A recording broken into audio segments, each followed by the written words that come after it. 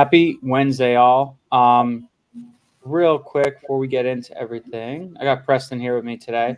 Hey everyone. Um, so I just want to I know we go over this every week, but we still always get the question, hey, what PA are you guys using? Right here, what you're going to do is you're going to go to landinvestor.co/PA. It's right on the screen. Everybody asks us what PA we're using. This is the PA. This is the purchase agreement. This is what you'll see. You'll go to this website right here. You'll get the PA. All you got to do is just put your info right here, and you will no longer get, we won't get these questions anymore. So please go here, check it out. If you guys aren't using Land Insights, download this free Chrome extension. It is just a game changer when it comes to things. It makes life so much easier.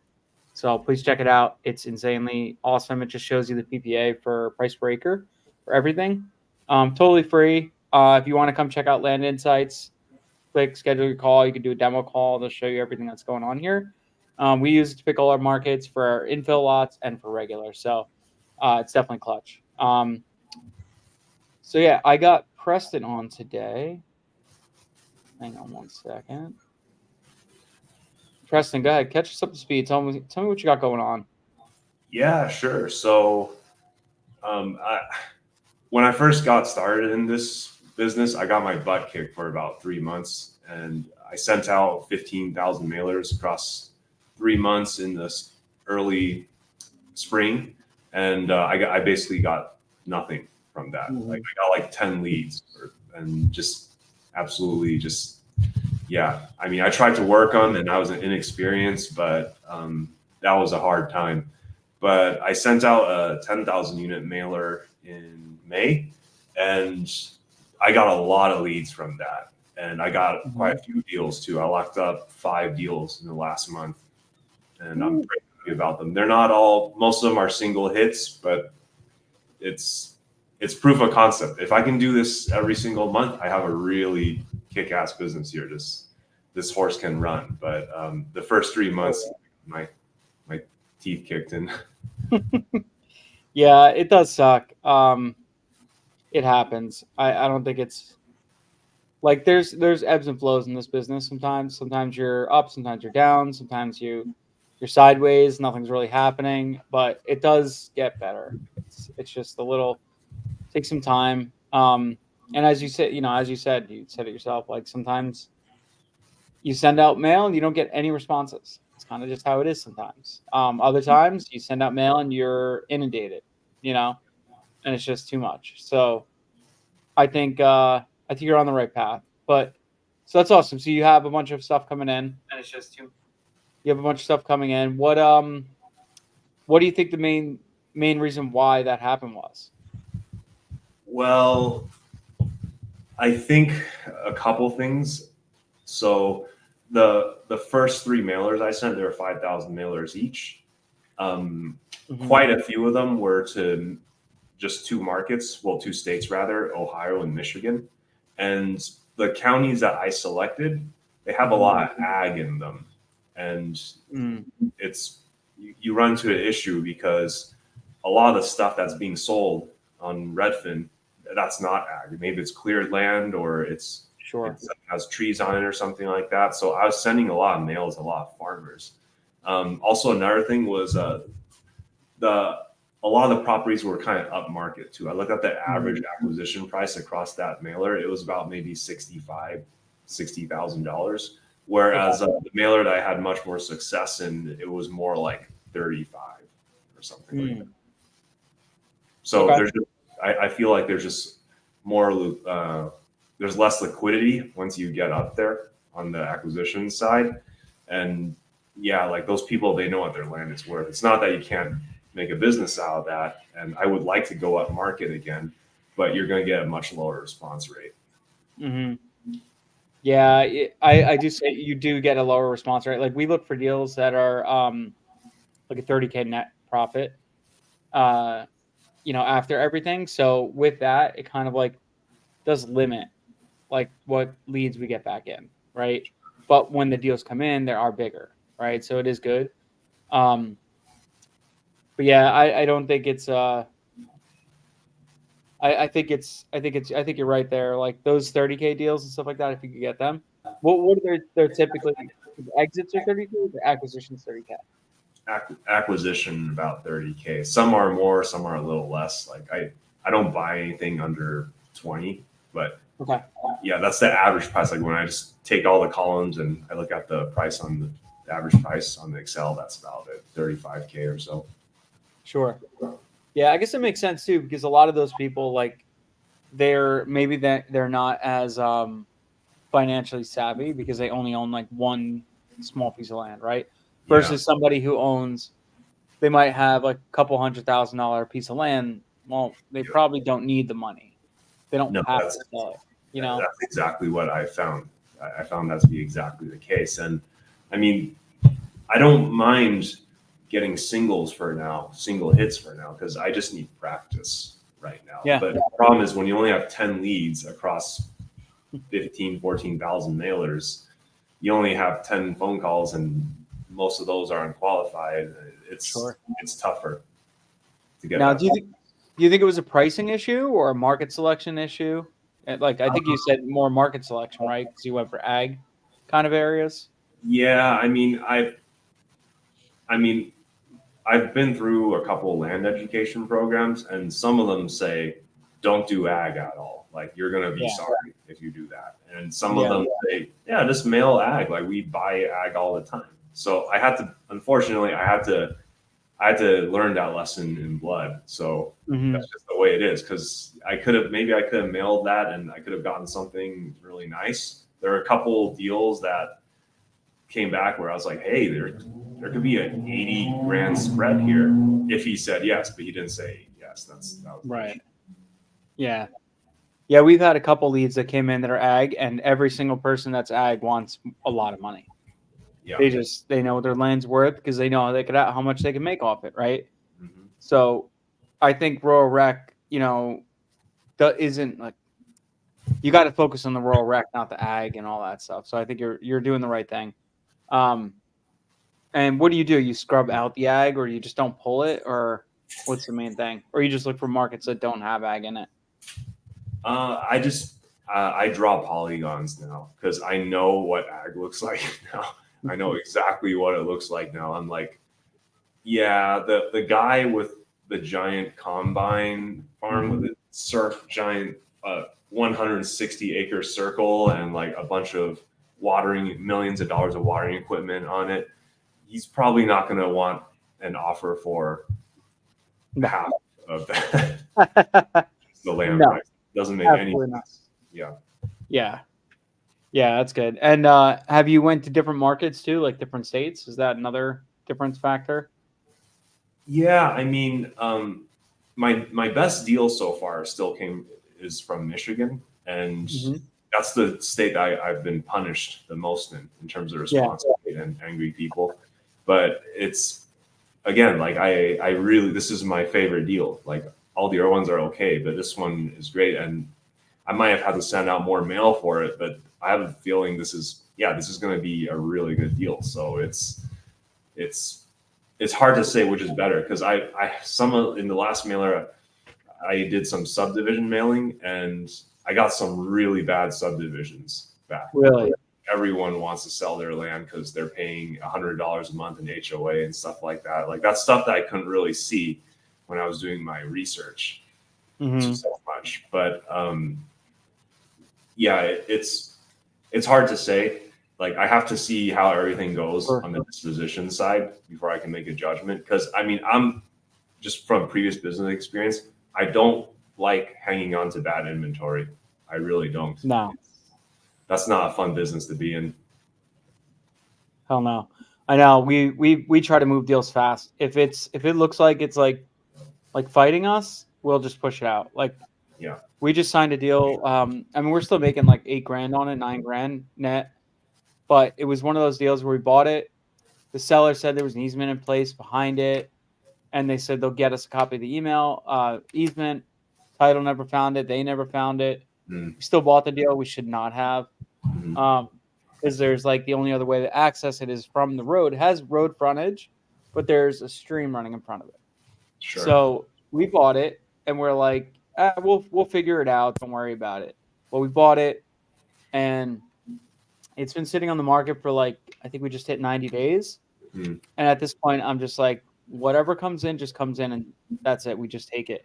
Well, conveniently, randomly, don't know how that happened. We got 3 offers on the same day. I was like, we had no bites for weeks on end, months. And then all of a sudden, 3 offers in, it's a bidding war. So Wow. we ended up going with the one that was a cash offer. I think it was like I think we bought the deal for 55. We're all in with the lender for 60, Hmm. and then we just signed a contract for 75. Right. So it's a base hit. It's good. I mean, it's money in the door. Yeah. I just wish it went faster. That's all. Right. So, but Yeah. I mean, it's not bad for something that doesn't have an easement. yeah, I mean, Easement it on it. has access, and they started the road covert, but they didn't like finish it. So Mm. I'll take it. I mean, it's still money, right?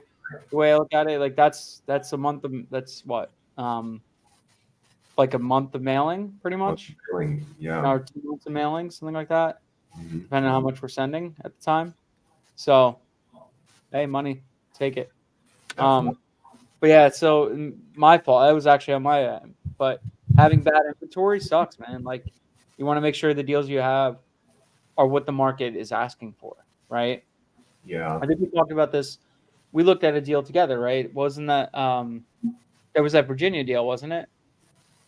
Where we looked at it and there was sales but no inventory on the market. Was it that one that we talked Yeah. about? Yeah. That's the one I'm actually trying to double close right now because Yeah. we got a contract signed for that. And Okay. yeah, I mean, it's my first double close. And like I said, it's not a home run double close. And I feel funky about it because it's just the energy, it just changes when you, Yeah. the, between like the cash deals and Mhm. when you talk to realtors and everything. It's like when it's a cash deal, it's entitled, like everyone's so excited and everything. Mhm. But when it's a double close, it's like, oh. Yeah. And It's more of a headache, right? Because they don't know if it's a guaranteed sale, right? Because it might not go through and you'll just cancel, right? yeah, and I really try to be fair to everyone. I try to outline the expectations here. I said, well, it was either we had it at this price or there's no deal at all. And I also Mhm. say, I'm willing to, for you, I'm willing to go a little higher on the commission from like your Mhm. normal, what you normally do, because if you're going to need to work your butt off in order to get Yeah. this moving. Now the what's the spread on that one? What's the buy? It's a buy at 90, sell at 120 or 125. I mean, dude, that's good. Yeah, Some guys do 10K a deal. Like as long as I can make 10 grand on a deal, I'm good. And they'll yeah, just double close all day. So yeah. I mean, you have potential right there to make what 20K 20K? Yeah, 20K. I mean, I'd Yeah. be very happy with that. But for Oh me, yeah. this as my first double close, it's a learning experience for me. So if I make $500, I don't really Yeah. care as long as everyone walks away from the table happy, and Hmm. that's the idea. But the thing is, right now, it's like um, right now the realtor that I want, he hasn't done a double close before. Right. But I think this is the guy that is going to sell my property because he sold a very Mhm. similar one in this market, which this isn't like a white hot market. This is like he has to work for this, and he Sure. sold a very similar property in a very short amount of time. So I'm like, you're my man, and he Yeah. wants to do a deal, but he doesn't really understand the double close process that Mhm. well. Okay. I mean, that's not the worst thing, right? They could be educated. It's just a matter of like to be somebody that's a deal maker versus somebody that's just average, but they'll do it or they've done it before. You want Yeah, that guy that's hungry, the one that's, chomping at the bit. yeah, That's the kind of guy that you want to move your properties. yeah. So I don't think it's a bad thing at all. I think maybe, I think you were saying there was another guy too that's done double closes, right? Yeah, but he's like he doesn't have that winner mentality that this guy has. He's like, I Mm. think we can sell it. This other property that we have, it hasn't really moved. So we don't know about that price you're saying. But this other guy's like, I'll run up to the neighbors and ask them if they want to buy the contract. I'm going to do this and do that. I have 10,000 followers on Instagram and Facebook Yeah. and all that stuff. Like that's the guy I think I want. That is the guy you want. You could Yeah. educate him on double closes, and honestly, once you do, he'll probably see it and be like, "Oh, I'll do more of these for you. Let me know when." You Yep. know, like, which is the good thing, right? Then you know, like, you could probably move into that market and do pretty good if you do like 3-4 deals a year with them. You know? Yeah, exactly. And I might have more deals for him. The thing Yeah. is, and see again, this is why I know he's the guy. He called attorney that he works with, and he asked them about this, and they said, yeah, maybe some things got lost in communication, but because he doesn't know about double closes, like for example, he just told me, yeah, we could open title with this attorney, and we'll start this process here. But in Virginia, this is what he told me. Like, I don't know if it's correct, but he said in Virginia, the buyer has to pick the closing company. That's the law. And because of that, what if they don't pick this closing company? Then they can't close. Yeah. So I've seen it happen where they do a double close with different attorneys, and it does get just confusing there. Yeah. So it's not the worst thing to list it and just kind of wait on it.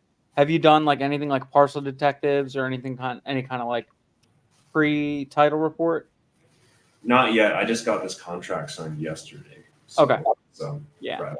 So what we do if we're going to be doing a double close, right?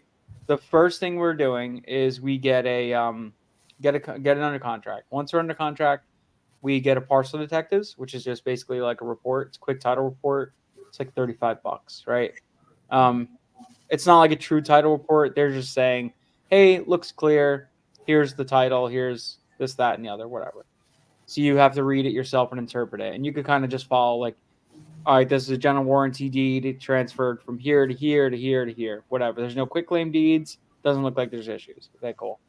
So that just gives you like the yellow light, essentially. Not a green light, but a yellow light. Okay. Sure. And then after we do that, then if we're doing a double close, depending on the realtor, if the realtor doesn't do pictures, then we'll get the drone shots. Which sometimes if you tell the realtor, especially one that's doing a double close, say, hey, I'll get the drone shots. Like, I'll pay for it, because that's something he doesn't have to pay for or do, right? Because sometimes they hire people. Other times they do it themselves. Just kind of have to know your realtor. So we'll get our pictures done. And once our pictures are done, then we go and like create the listing and all that stuff. Or he creates the listing and gets it out there. So it's like 3-4 days from signed contract that we typically get it up on the market. So, and at that time, we don't send it to title or anything yet. We kind of just gauge the interest. I want to see, is there action happening? Once I see there's action happening, you don't got to do that MBA. Once you see there's action happening, then you could just say, okay, cool. There's action. We could send it to title, or let if we get offers, then we let them send it to title. So, but it is good to, depending on where it is too. Like in North Carolina, I'm sending it to title because I know the title company. They understand double closes, all that stuff. When they go to do the second side, they'll understand it. Now, if you're letting them, if you're letting them pick the title company, that title company might not be familiar with the double close. So you just have to be careful with that. The title company, you mean? The one that they pick. Okay. The buyer picks. They might not be familiar. Yeah. Yeah. So they might not be familiar with it. I haven't done a deal in Virginia, so I'm not too sure. Actually, I'm working with somebody now. I could ask them. Yeah. Actually. Yeah, I could ask them what they know. Kyle Scott probably knows. Kyle, in Virginia. Okay, so I have a solid buyer in Central Virginia. I just closed last Friday. If you need any help, I know it is Kyle. I didn't want to blast you. So Kyle, I'm working with Kyle right now on a deal in Virginia. It's a double close. So Preston, Kyle's probably a good dude to reach out to and connect with, because he's doing one literally right now with him. I'm funding it for him. Okay. It's a double close, and yeah, he's got a solid buyer in Central VA. Closed last week. If you need any help, here you go. Thank you. What part of VA are you in? Or is this one in? Central, South. It's in Central VA. There you go. Reach out to Kyle. Maybe he's got a buyer for you already. That could be sweet. So yeah, I'm not too sure. We'll have to ask, I'll have to check with Kyle and see what he says about that. If he went through his title company first and let the buyer choose the second one, or not. Yeah, because that's what the realtor told me. He said this could blow up if we open title here, and then the buyer's like, I want to use this other title company. It couldn't blow. It's not that it would blow up. It's just that you basically, the one title company would have to explain to the other title company what's going on. That's all that would have to happen. They would just say, hey, it's simultaneous closing. You have your buyer, we have our buyer. We're just going to collaborate on this. Here's the title work. Now you go and you do your title work. Done. It just might cost you an extra $1,500 or $1,000. But sure. But yeah, we'll check with Kyle and see what he does over there. I haven't done a double close myself, so I couldn't tell you exactly.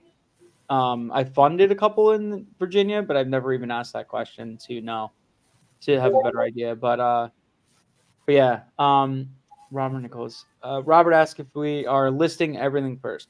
So we haven't been listing everything first, but we're kind of getting into that realm where we're like, hey, let's just get everything listed, and we'll gauge our interest, and then we'll reestablish, we'll check back in 14, 21 days and just see, okay, is this something we actually want to buy? Do we have interest? Do we have views? And if we have nothing, then we'll just either cancel, or if we're like, no, we really like the property, it's a really great deal, then we'll just buy it.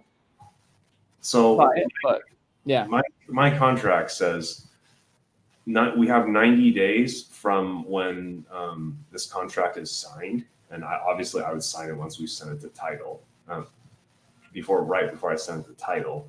So you're saying you list it beforehand, before we even send it to title. If I get a parcel detectives and it says it's clear, then I'll get it listed, right? It depends on the deal. If it's a little I'm a little sketched about the market, the area, the deal, all that stuff, then I'm definitely going to list it first.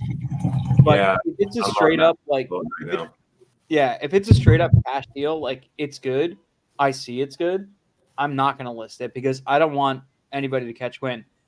I lost out on a really good deal in Georgia because I listed it as a double close, and the seller caught on, saw it, and they were like, what the hell is this? Why are you listing this? I'm like, what's in our contract? We have the right to market the property. I said, sometimes I market the property just to gauge interest in the market, just in case our exit plan doesn't work out. I still have an exit plan to work with you still, right? It's kind of what I say. And they were like, well, if you're going to list it, we could list it. Why wouldn't we list it at this price?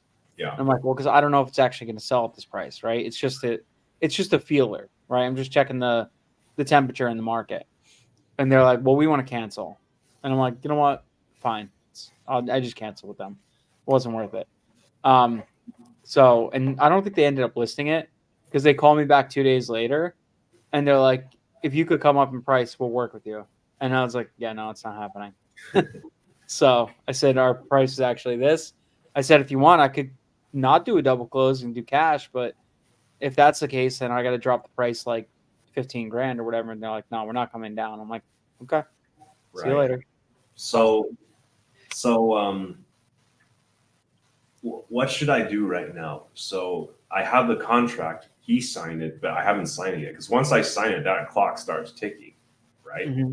So, and I can only get him to agree to 90 days. So again, this is kind of, I hate to say it, but this is kind of a guinea pig for me because I have to learn. I might drop a few eggs here so that the next time everything will be smoother, but I have to learn. Yeah. So, I would say get it listed. But I would have to sign it and that would start the clock. I mean, yeah, I get that, but also the seller thinks you've already signed it. So he's going to be pissed no matter what. So 90 days from now, when nothing's happened, he's going to be like, dude, I signed this on this date. Yeah. And just because you delayed signing it, he could be like, screw you. I signed it. Yeah, that's because you didn't sign it. That won't create any warm feelings. No, he'll be pissed off. So it's almost like in your best interest to maybe just keep pushing it. and getting it done as soon as possible to see, and then start gauging the interest, seeing what's going on, seeing if there's action there and all that stuff. Yeah. And then you could decide, like, 30 days, 60 days, whatever it is, and see if there's nothing biting, then cancel with them. So when would I send this to title then? I would I would just do a pre-title check and just see what happens. But I don't think I'd send it to title until you see what interest. Because one, you don't want to send it to title if there's no interest in the property, because then you're going to just piss off the title company. Title companies. Yeah. Yep. Like I just had to pay a title company $750 because they did all the work. I mean, they said normally they wouldn't charge me, but this deal was like, it was we basically had it for 6 months and it wasn't doing anything. So we had to cancel. We tried to lower the price and then they were just like, nah. Okay. So we canceled. So, and it was like a lot for the title company. They had to reach out to heirs and this and that and get signatures, and it was a whole mess. They didn't ask for a deposit. I know some title companies are doing that. They want a deposit for if it's a for sale by owner. No, they didn't, just because we've done like 15 deals with them in the past few months. So they were like, they trusted us.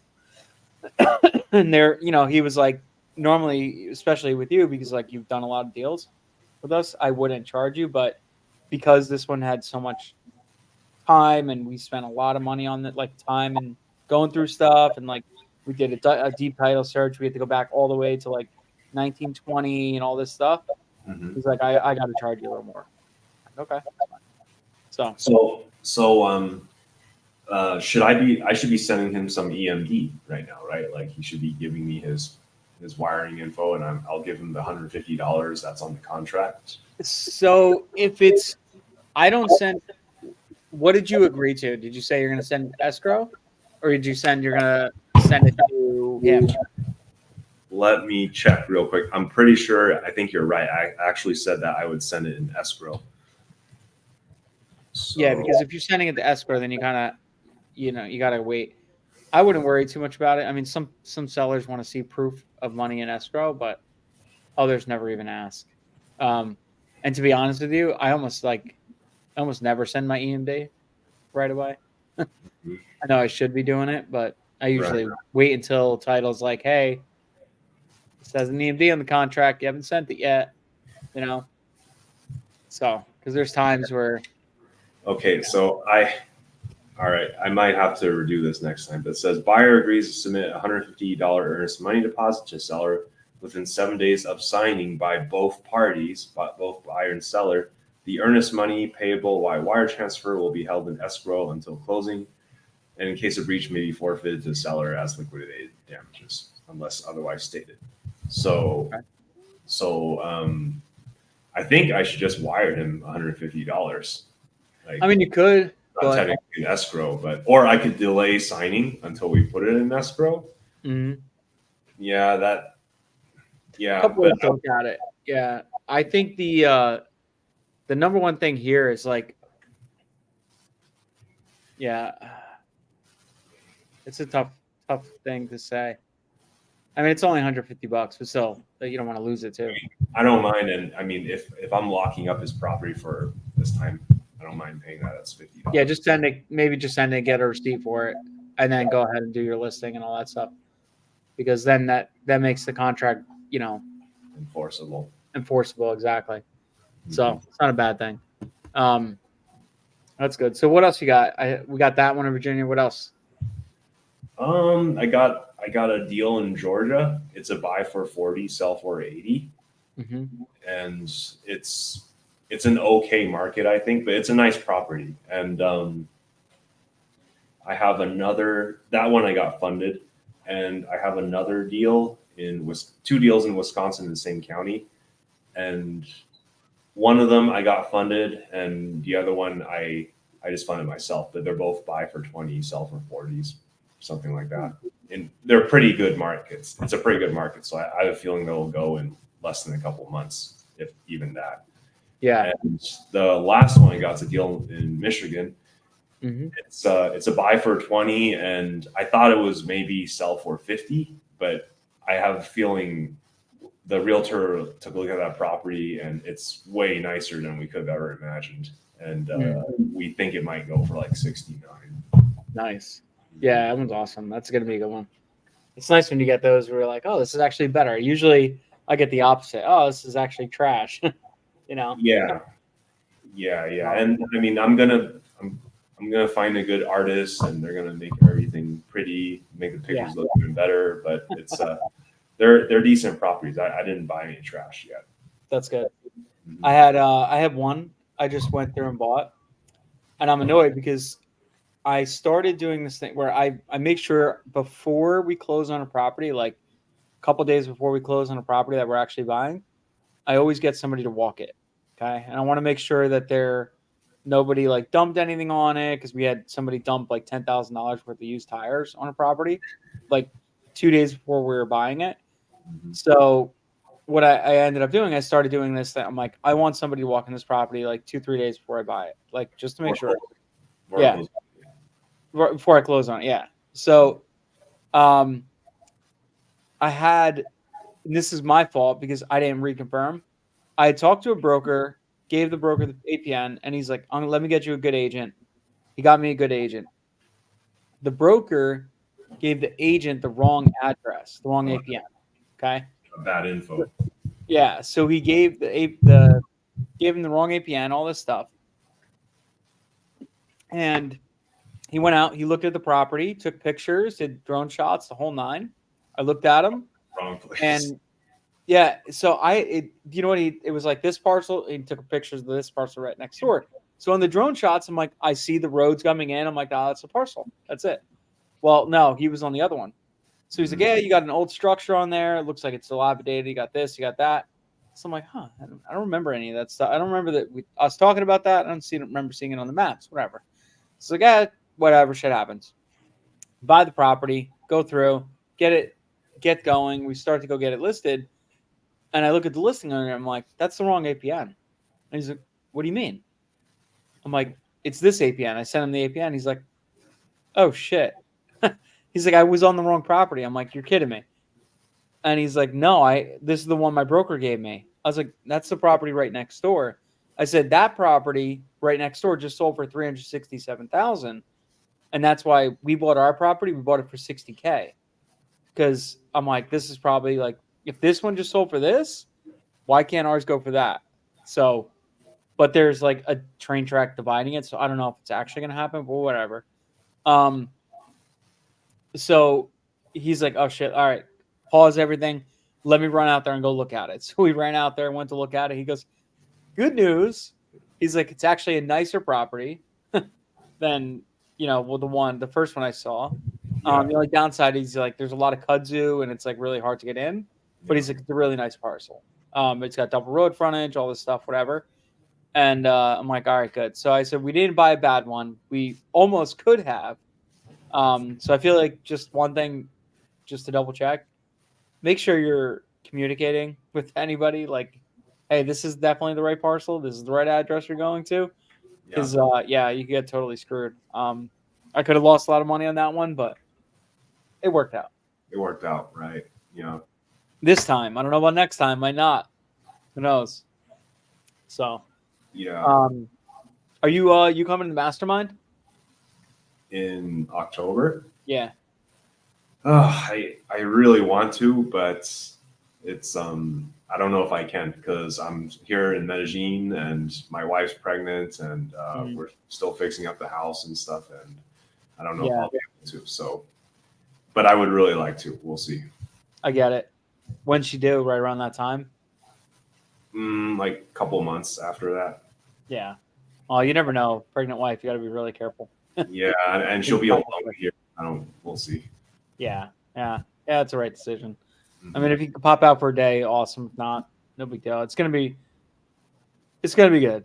It's gonna be really good. We've got a lot of good guys, a lot of good speakers and everything like that. So it's gonna be really, really good. Yeah. I'm excited about it. So there was, I think everybody just went to one in Colorado recently. Cars, yeah. Yeah, that thing looked awesome. Yeah. I'm like, let me get a few deals first, and then I'll do the cars. Yeah. I know. That's gonna be fun. But yeah, if you come, awesome. If not, I think there's definitely gonna be more to go to. So Sure. Mhm. yeah, sometimes it's not the rah is always good to go to, but if you don't have the money yet or something's happening in your life, it's not always the best thing. 'Cause it takes away from other aspects. Yeah, But yeah, definitely. it's definitely helpful. Um, all right, cool. So what's the marketing plan going forward? Pretty much the same thing. 10,000 letters a month, Hmm. and and I'm gonna move up market a little bit. Like maybe my average acquisition price will be around 45,000 now because Okay. it's not fun negotiating for these $20,000 deals. Like they negotiate just as hard as if I the know. property was $500,000. So I'm realizing, hey, if I'm doing all this work here, if I can get some leads up there, we can make some more money. Yeah, So exactly. yeah, that's the idea. I'm starting to run into that bottleneck of. I mean, right now I'm managing it. I mean, I'm working like a dog, but I'm managing it Mhm. where getting out all this mail and talking to all these sellers and managing the transactions that I do have going on. I'm starting to become the bottleneck here, Yeah, but but I'm not bringing in any money yet. So it's hard to bring somebody on. yeah, it's hard to bring someone on. Yeah, there's the time for suck. Like this is the sucky time where you're like, I got to Yeah, do everything, wear all yeah, the hats, and then once you get a couple deals closed, you're like, all right, I feel a little bit better. Let me bring on this person to do this, and then this person to do that. Once you yeah. start doing that, that's when it's like, okay, this is going pretty good. You know? Yeah. Yeah. I mean, I think I could bring someone to help me with the spreadsheets and all that stuff, and that would shave off a bit of time. But Mhm. right now it's still manageable. I am working a lot, but it's still manageable. That's good. Mhm. Yeah, you'll do good. I mean, just consistently hitting it. Are you scrubbing all your data and stuff like that? Yes. Yeah. That's I have good. a VA scrub, Awesome. scrub my data, Yeah. and I think I need to hire a new VA because a Oh, lot really? got through in this last mailer. Like he Yeah. did okay when it was like 5,000, but for some reason when I pay him more when it's 10,000, he does a worse job. So I think Yeah. it might be time to find a new one. Or eventually I would use Land Landing site. Insights. Yeah. Yeah. Yeah. I'm actually gonna do probably next week. I'm running some lists through there, demo out some land scrubbing lists and stuff like that. So I'll show you guys that. Um, I have some specific markets that I'm trying to hit. I want to scrub them out, so I'm gonna do it on there. But yeah, that's good. So I think 10,000 I've seen like for most people like 10,000 mailers is pretty Yeah. much like the sweet spot where it's like you hit this point where you're like, okay, we got good volume, we got good money, we got all this stuff working in our favor. Let's just keep pushing, right? And then you start seeing good leads coming in, everything like that. So 10,000's been that like sweet spot for most people. Yeah. Um, I don't know. You said once you hit that, do you think that kind of like is what it is? Like once you hit that number, it kind of like started clicking. Yeah. And I think it was also going down market a little bit. Sure. Like, I mean, I haven't hit any home runs yet. I've been close. Like, there have been Mhm. some big properties across my pipeline and some that I'm still working on right Yeah. now. Um, but I just need practice right now. Like I'm getting much more confident on the phones in terms of explaining everything and negotiating with people. So that's what I need right now, and it works. Like you get a deal per 2,500 letters, you're gonna do well. So Yeah. Yeah. Exactly.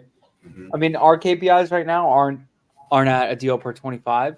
mhm, But we're going up market a little bit. yeah, We're scrubbing our data. So when you scrub your data, like anticipate that you're gonna get like you're gonna have to send more mail yeah, to get a deal necessarily because like a lot of the deals that you would make work aren't really coming in anymore, right? Because they're not like those, ugly little pieces of land that you're like, I could kind of squeeze a couple bucks out of here, whatever.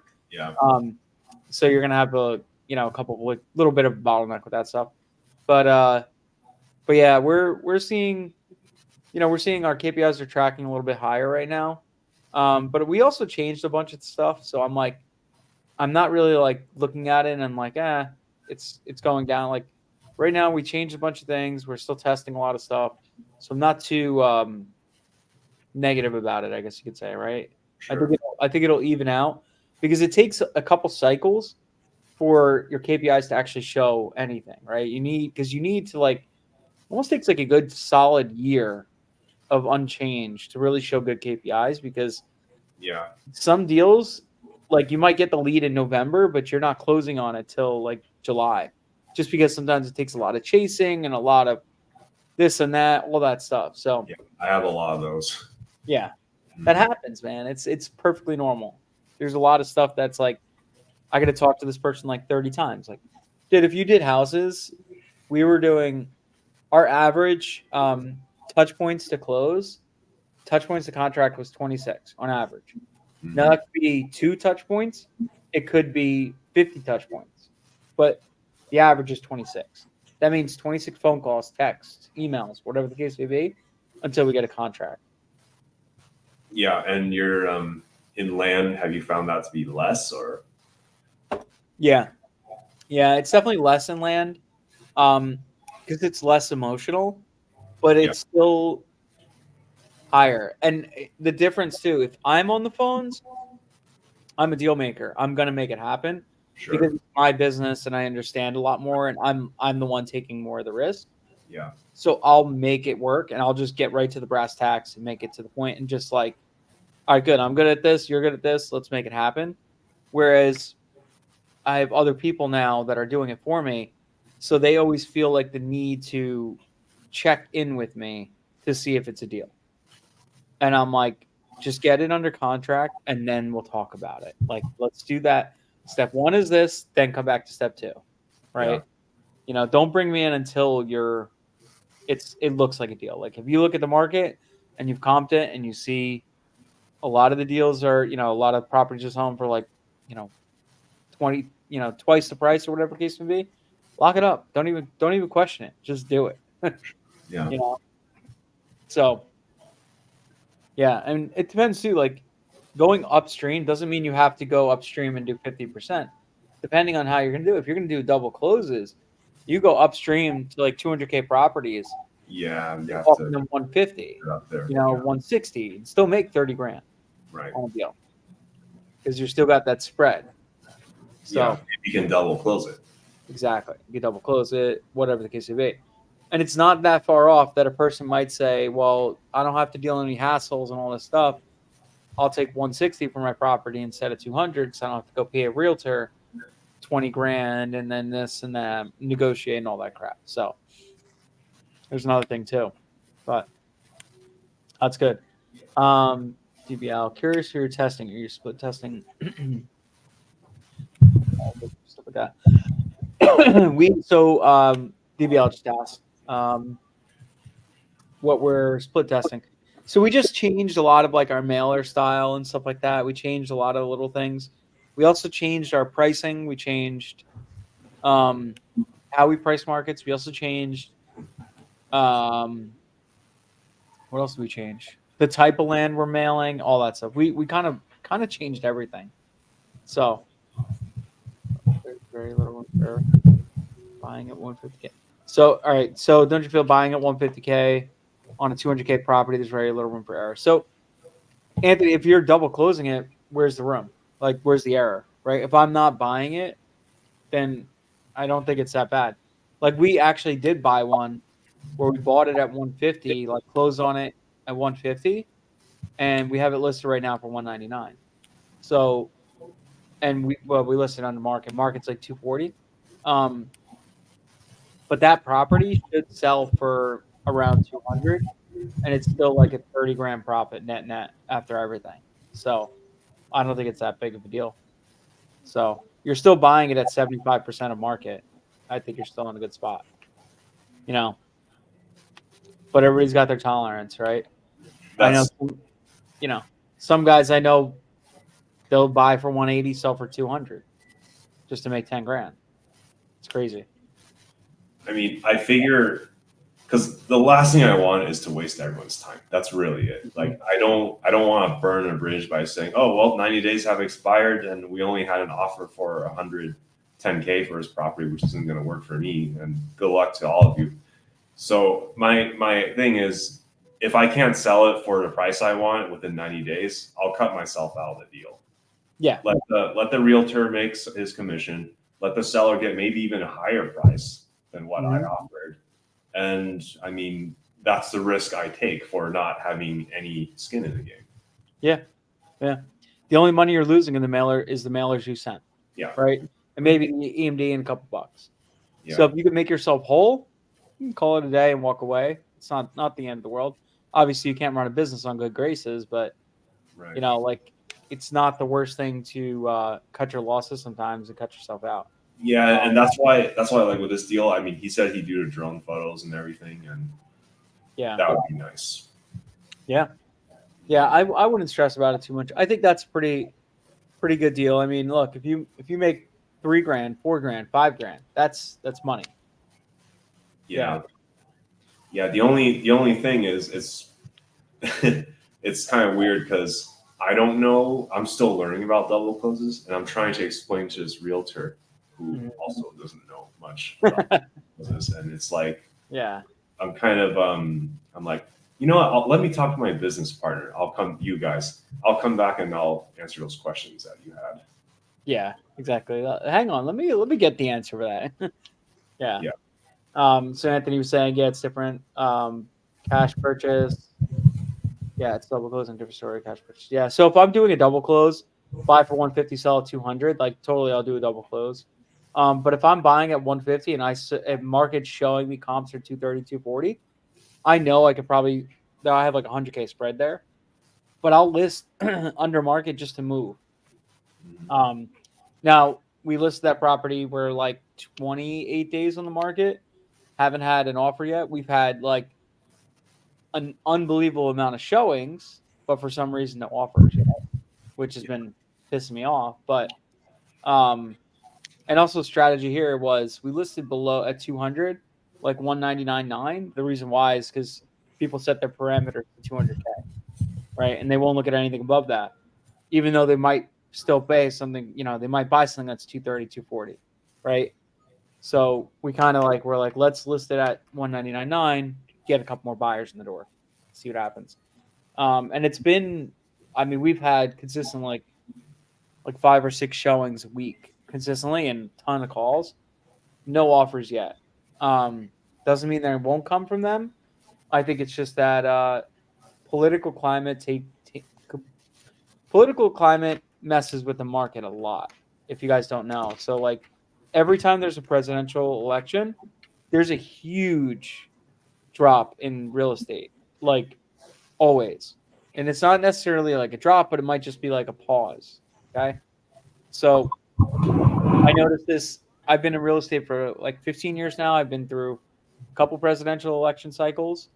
Every single time we have flips on the market and it's an election season, it always is like they either don't sell or they take a long time to sell or whatever the case may be. So like also too, like the responses, people also don't want to sell during a presidential election, all that stuff.